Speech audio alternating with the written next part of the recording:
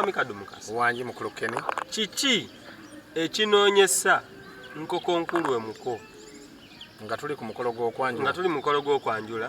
Tulaba omukowe bamuwa oluwombo. Bamusooka kumunoonyesa nkoko nkulu. Baba baagala kumuloga. Baba baagala kuyisaawo bulombolombo bwabwe. Baba baagala kumwagazisa nnyo omukazi kiki. Mwami Kadu sigenda kulisaayo. Yesebo. Ngenda kuba ku nsonga wewalamu amutuufu. Twongera okujjukisa abakirayinti baffe mwena nti mwebale kutuwa mikolo naddala egy'okwanjula.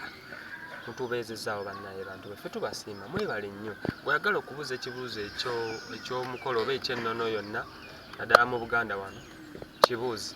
Mwami Kadumukasa wali okuba nga kikuddamu. Bantu bangi baddamu babuuza ebibuuzo byabwe ku TikTok awo. Kansube nti nno ansa zammwe muzifuna kuba omukulu mumala ne kati n'ekyo batono nnyo abasobola okubeera nga bakitegeera ensibiko yaakyo. Naye edda tebakkirizanga musajja kugenda ku buko nga wangote. Otegeeza ki ekyo? Nga yatomerwa endiga. Okitegedde bulungi nnyo. Nga wangote? Nga yatomerwa eki? Endiga. Kati omusajja bwe bamugamba nti noonya nkoko nkulu, banoonya batunuulira abakulu naddala senga nti omusajja ono mulamu. Obulamu bwe obusanga wa? Anaasobola okuzuula ekyo ekitazuulika. Ekisooka mu luwombo ebeera eyo kya nnyo.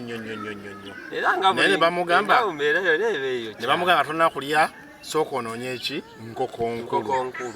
Bazuula obwongo bwe, obujagujagu bwe bwakozesa oba bwalina mu nsonga z'okwagalana n'omukwano mu kisenge.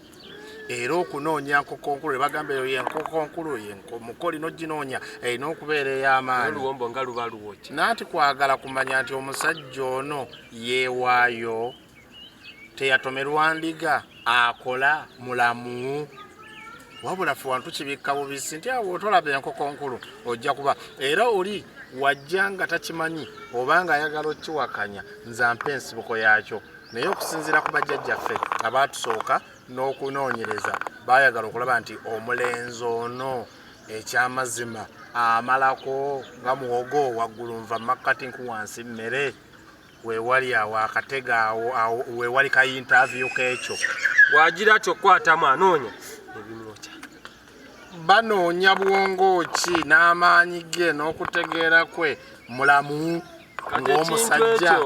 Yensonga lwaki nti singa weetegereza nnyo wagifuna enkoko nkulu singa yasinga okusanyuka n'akuba mu ngalo bannange ompangudde. Okukakasa nkoko nkulu eno teriiko budde ki muko bwagifunidde. Nsolo ginoonyeza mu budde bwonna nebuba bweyongedde oba nnaku ginoonya ku speed. Nanti we tubeera nga tuyingidde mu nnyumba omuko nga bamujjulidde basooka kumuwa luwombo lwe. Kyerina okusookera ne waba nga avaayo bamusibirira entanda nga asibulwa mu bazadde be nti genda omusajja omu ali enkoko ye naye osookanga kulyanga nkoko nkulu. Anti kyembadde ngezaako gamba wano mu kunoonya nkoko nkulu kyekisooka mu kwemba nginoonya senga tatunuulira budde ki bwe ngifuniddemu. Gwe manya nti ekyo tekitunuulirwa nga nsonga naye ensonga gy'osooka okunoonya n'ofuna. Kyokka ate gwe kikuba gwe musajja singa otandika okulya oluwombo nkoko nkulu eno n'otwala akadde kanene nnyo nga togiraba kitegeeza oli musajja bw'otyo luyongo. Mu bwangu waffe omutwe nga tadooba. Kakati enkoko nkulu eno kyenjibuuzaako ndi wadde mbolyamu nkoko nkulu wemba nkyenjagadde nendyamu yokka enkoko nenjireka. Tewali mutawaana. Nembagamba nkoko nkulu. Tewali mutawaana naye ekitatukolera makulu wabanga bakuwadde ebyokulya kyampisa okulya ebyokulya bya banno ebyabasuze nga bibateganya okuteekateeka n'okufumba. Nzobe enkoko teŋŋendera.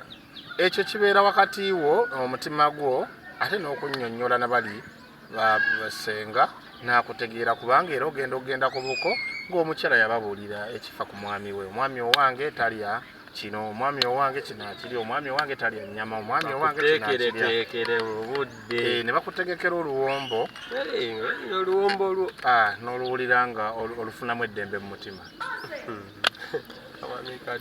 empombo zirimu ebika Temuliimu mpombo zirimu bika, wabula ekyenjawulo nti waliwo oluwombo lwojja osanga nga lwa butiko, waliwo lwojja osanga nga obutiko babutadde mu binyeebwa, waliwo lwojja osanga nga luwombo lwa nkoko, waliwo lwojja osanga nga oluwombo balutaddemu ensujju nga mpakire.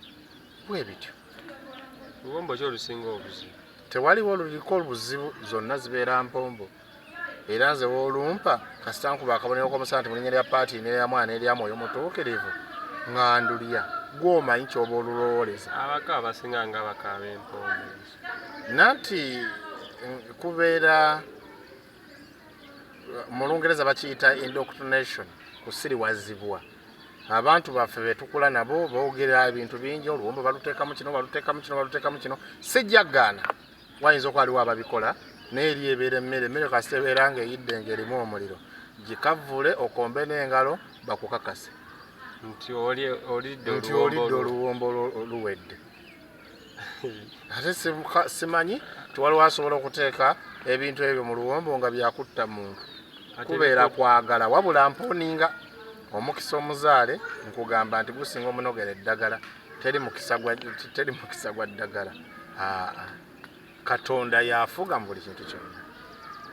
kasita akuwa amagezi nga kiwedde ne bakuteeramu mu luwombo. Ebyo nze simanyi, nze sibiraba babiteekamu, ababiteekamu be bamanyi. Sitole y'oluwombo tugireke, Kale kuba tujja nnyiiza abantu abamu abatusingako mu Buganda ebyo. Kale Tebaagala nnyo twogere ku bintu nga bino, naye ng'ate bye tuleeta biyamba eggwanga.